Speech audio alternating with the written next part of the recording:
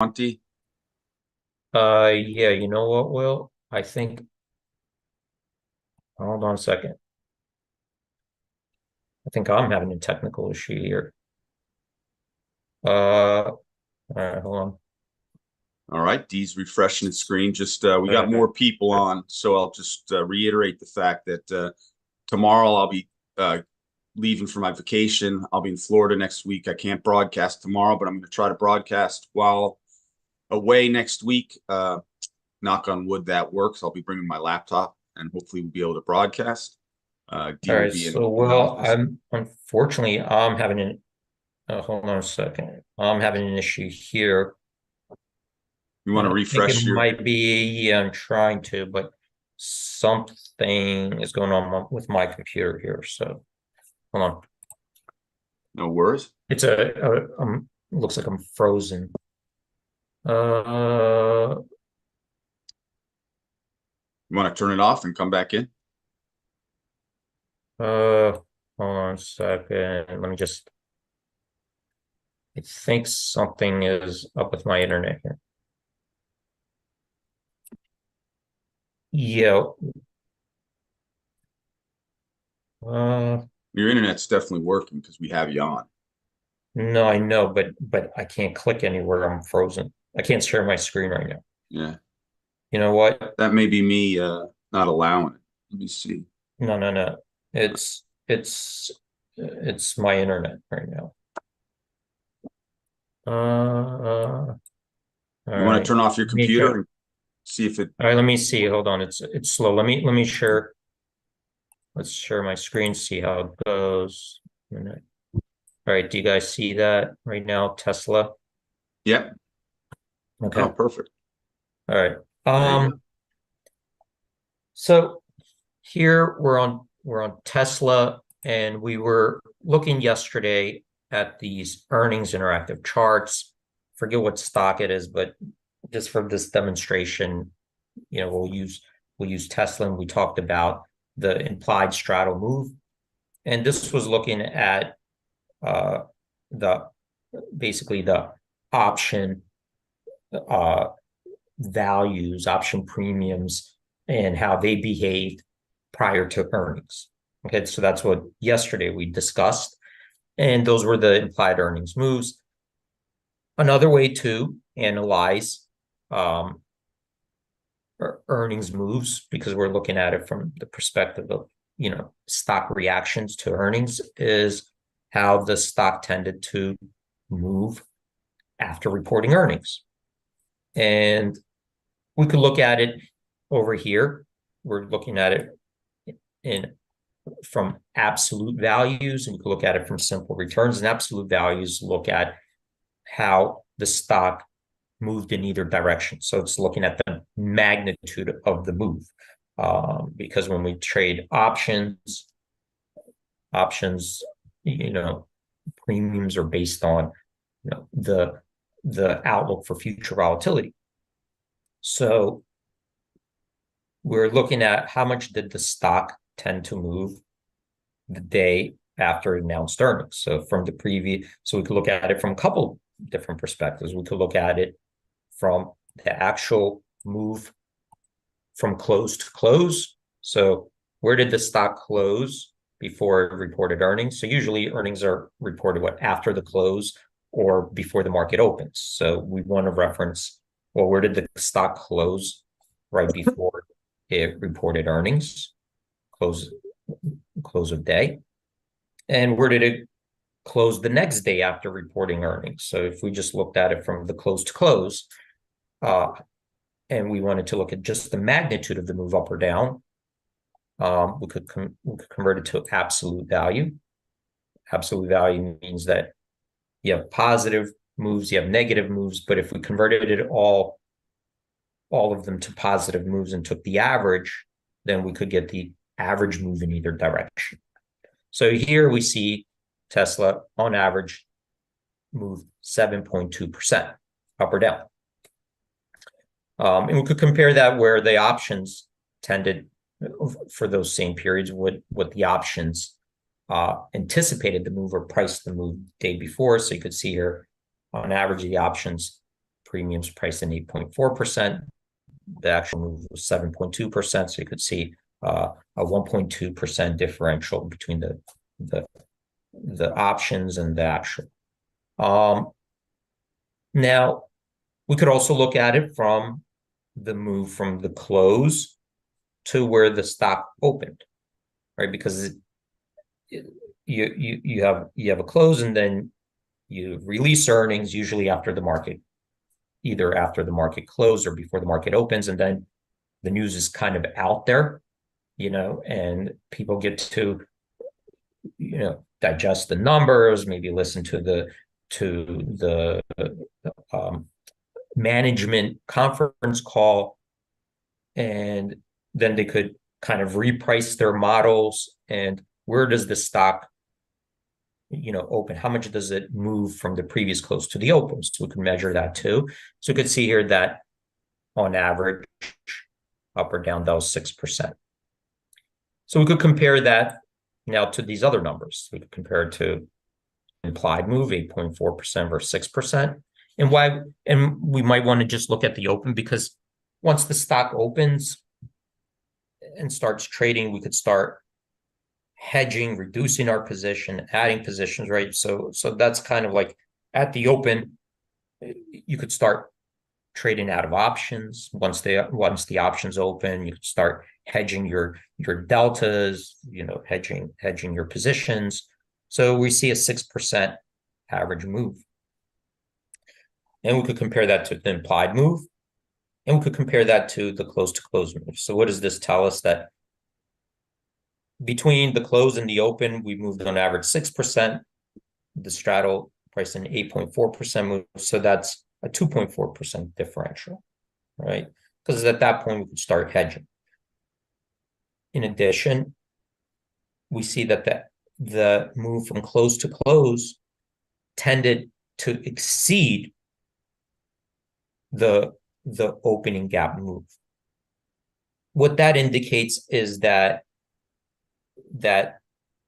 wherever it moved, it tended to continue to move further in that direction. Or it could go in the opposite, but tended to move further than the opening gap. So if this was lower, like let's say opening gap was 6%, and the earnings move by the end of the day was 3%, well, that would indicate that the opening move tended to be large and the stock tended to close that gap, right? It didn't quite, by the end of the day, the actual move wasn't as great as right at the open. But this tells us something different, that once, when on average, when it opened, the move from the previous day tended to increase, got wider. You could see here from 6% to 7.2%. And that could also, in your model decision, when sometimes the stock moves and you want to wait, to see if it, closes that gap or whatever, but this kind of tells us you got to be careful, because the move could get even larger. What about the move intraday on average? So this here, what does this tell us? Is that what is the volatility from the open to the close, right? So sometimes the move could get larger. Sometimes the move from the opening could start coming in and closing that gap. So it could go in either direction, right? It doesn't always have to get wider, doesn't always have to close the gap. But what is the volatility intraday? So if we say that here's the new opening price, the news is out, right? So the news is out, it gapped. But that doesn't mean that everything like right away gets set to a new price and the stock stops there. As a full days of trading, a lot of people are trading perhaps that are rebalancing their positions, hedging their positions, maybe getting out of positions or getting in positions based on what they're reading. So how much volatility are we looking at intraday? And that's what this intraday drift is, measuring the average move from the open to the close. Okay, so here we have, this is close to close. This is the previous day's close to the next day's open. And this is from all in the same day, from the open to the close. Okay, so that's what these numbers are looking at. And now we start getting and if we click on it, we're going to get more data and more insights about those numbers. But these are our summary statistics. Now we have a kind of an idea how the stock tended to move on average around earnings. Now, the simple returns, what we could do here is look at, well, these are looking at the actual returns and what is the max move to the high of the day. So if we looked at the previous day's close, what are the extreme moves, right? The extreme moves from the previous day's close to the next day's high of the day. And here we saw a 19.7% move. So that's in Tesla. It was up almost 20%. What's the maximum move to the downside? Well, here we see down 14.8%. So this kind of gives us an idea of the extreme ranges that Tesla experienced in the past, right? 19.7, 14.8, a little bit skewed towards the higher side, but these are pretty big moves. We're talking about, almost 20%, 15% down. So these are pretty big moves here. And how did on average, the option straddle do? So the option straddle is looking at, if we bought the straddle, call and the put the day prior, right at the end of the day prior to the earnings event, and we held to that straddle to the next day. That was it. That was the strategy. You bought it the day right before, sold it the day after earnings for a 1-day hold.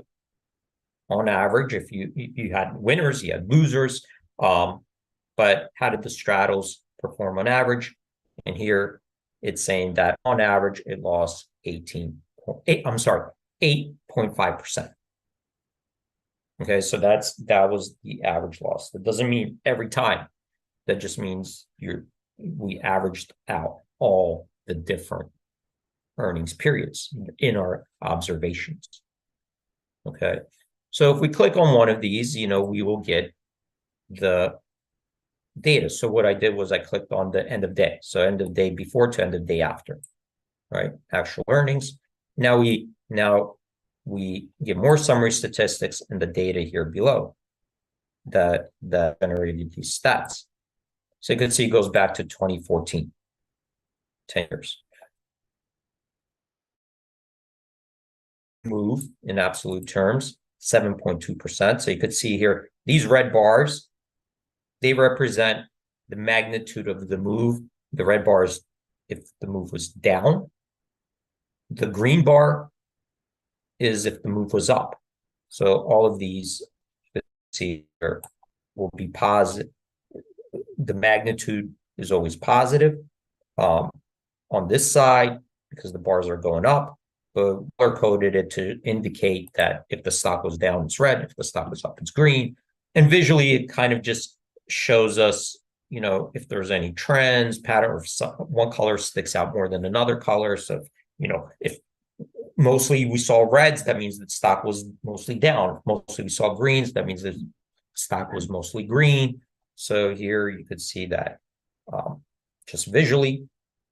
We also see the average move is this dotted line. This dotted line shows us the average move of all these observations.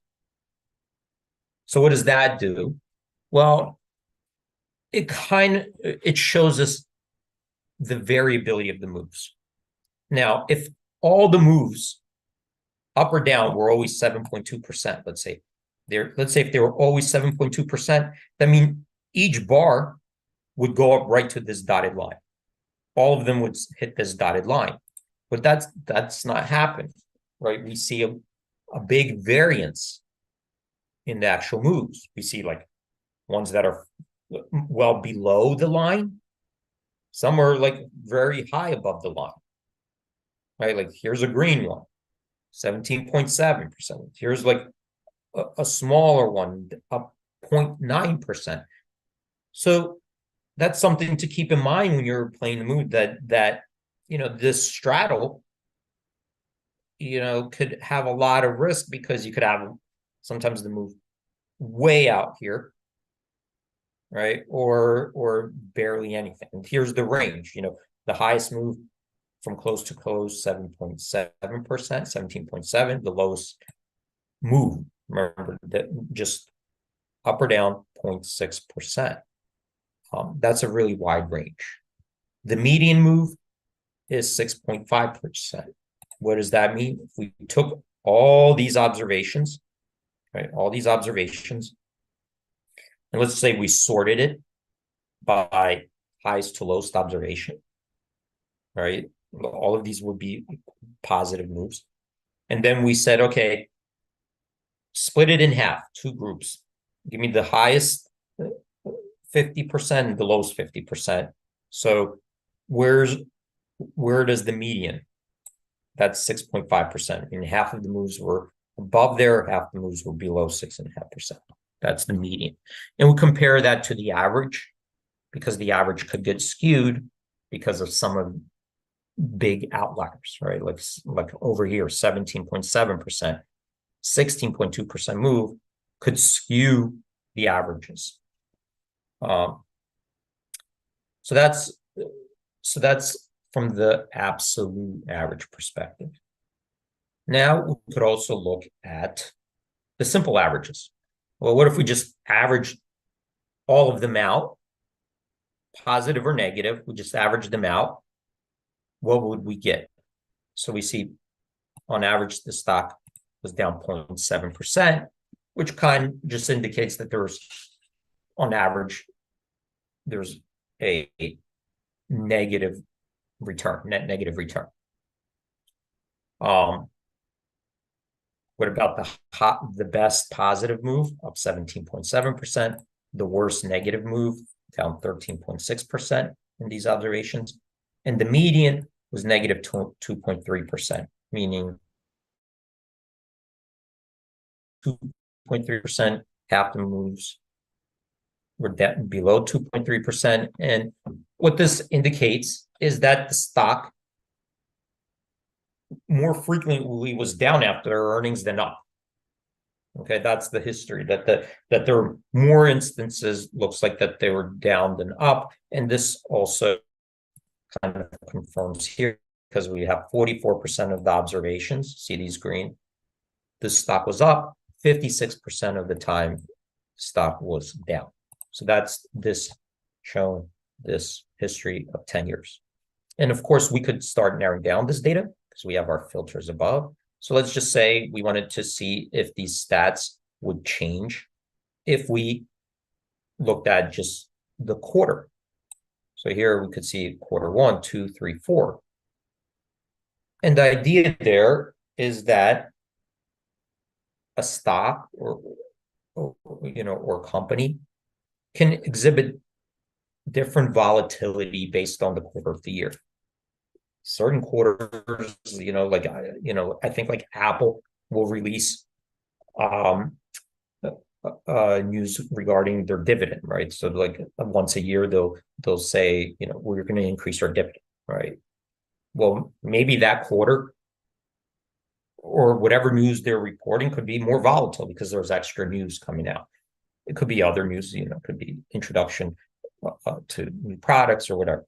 So let's test that out and see if we pick Q2, if these stats change. So Q2, I'm going to pick that. And now we have different data. These are the second quarter data. And these are the summary stats. So here we see average move up. Average move up or down is 8.2%, max 6.2%, minimum move 2%, median 8.9. So let me just compare that to all. I've already forgot. So we went from 7.2% to 8.2%. So it seems like the averages are a little bit higher. Maybe there tends to be more volatility second quarter than if we just took all the data. On simple returns, we see there's still negative 1.1%, median negative 2%. We see the best move up 16.2%, down 13.6%. And the moves, down moves, almost, close to 50-50, but a little bit more down, like 55%, 45%. And these, you can see we only get a second quarter once a year. So keep that in mind, that you're looking at a data set that, whatever this is, 10 data points. But that's all you get in the last 10 years. So, Will, I'm going to stop here because we're right up at 9:30. And, we could continue on the next piece tomorrow. Well, tomorrow, just a reminder, not tomorrow I won't be here. I will try to broadcast again. I'm bringing my computer down. We're going away for a week to Florida, and I will try to bring it down, and we'll try to broadcast on Monday. Fingers crossed, everything works. Great job as always, D. You have a great weekend. Great. Thanks, Will. You too. And I'll see you guys next week. Yeah, we're going to try on Monday. All right. Okay. Have a great weekend.